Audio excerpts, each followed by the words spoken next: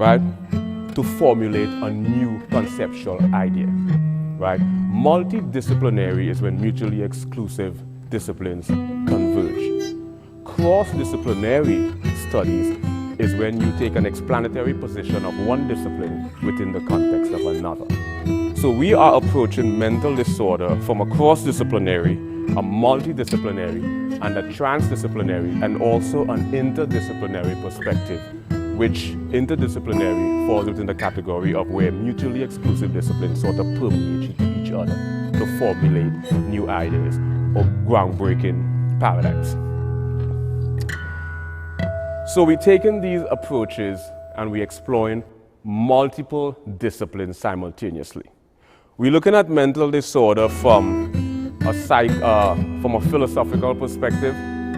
We're looking at mental disorders from a psychological perspective. We're looking at mental disorders from a physics perspective.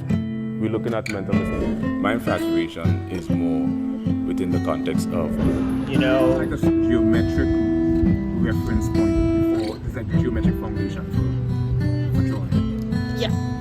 And what it's meant to do is replicate what we see when we're standing somewhere that has a one-point perspective, like a desert. to